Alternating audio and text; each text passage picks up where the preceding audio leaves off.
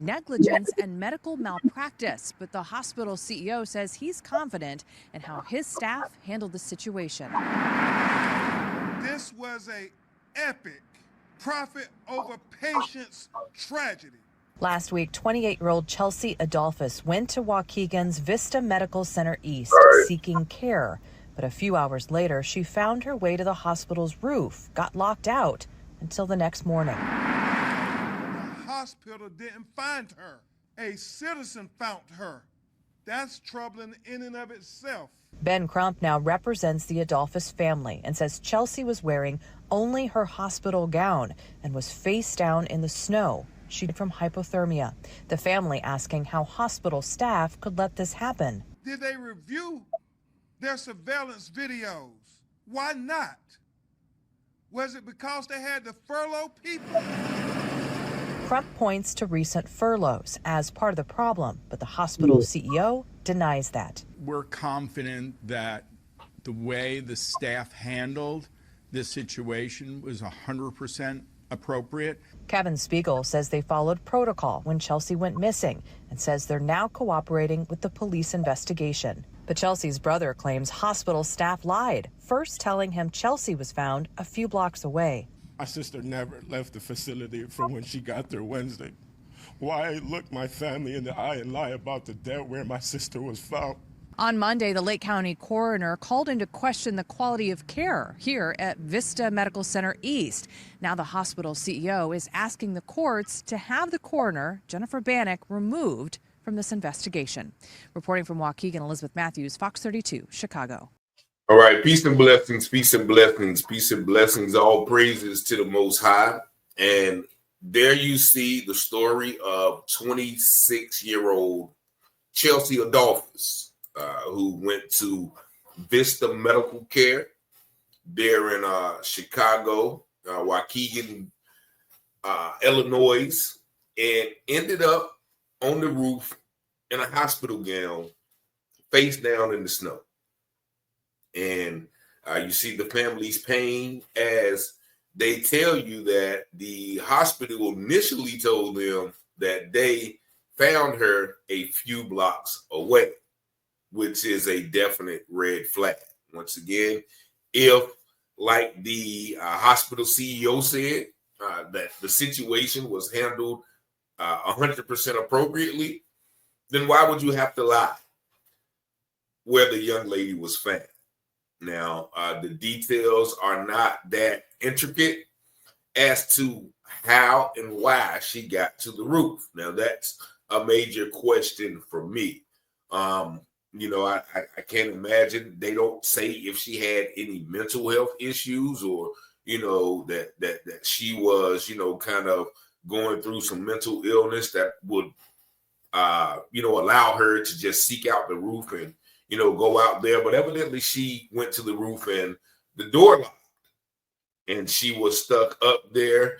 And as Crump said, a citizen found her. Now, I don't know what the citizen was doing up there as well. Maybe, people go up there to smoke. I don't know. But, nevertheless, the hospital, as you see, is kind of trying to pass the buck to the coroner and try to somehow blame the coroner. I'm going to play you another article where they're trying to say that the coroner has bias against the hospital. And that is why, they're trying to put liability on the hospital. No, the liability is on the hospital because somehow a patient that was in your care arrived to the hospital and 3 hours later, she ended up on the hospital roof in a nightgown. So that means she had already been processed. She had already been seen. She had already had the little band on her wrist.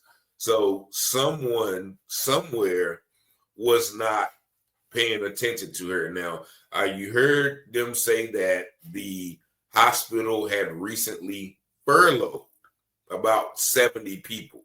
And so I don't know if that was part of the DEI thing that they got going on, but whatever the case may be, it's obvious that that furlough probably had something to do with Miss Adolphus. Now, they said that evidently they knew she went missing because they said it. And so Crump, as he mentioned, y'all didn't think to, check the security cameras. And if not, could it be that, you didn't have enough people to look at the cameras or, whatever the case may be. But this is a very strange story. Someone sent it to me. I can't, no, there's no national news about it. I guess people in Chicago in that area know about it. But this is once again a prime example of negligence, I guess, and the belittlement of this young Black girl's life. Like they're saying, okay, we handled it appropriately. If you handled the situation appropriately, then the young lady wouldn't be deceased right now. Her family wouldn't be filing a lawsuit claiming premise liability, which is the responsibility of a business or facility to be responsible if an injury or this type of thing happens on their property. Then medical malpractice, of course, they're not doing, their proper due diligence to take care of this young lady, and also negligence. And the negligence is, just allowing patients to wander off on the hotel roof and then end up like Mr. Adolphus end up. But let's watch this next clip, because here you have the narrative switching from the unfortunate passing of the young lady to some type of beef between the hospital CEO and the coroner, which that's the problem. Not this young lady's passing. But we'll just watch how the narrative switches with this next article, and listen to the CEO and the coroner.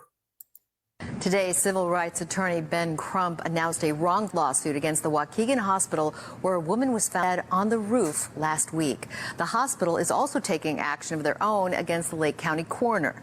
NBC5's Courtney Sisk with the story. 28-year-old Chelsea Adolphus was found on the roof of Waukegan's Vista Medical Center East last week.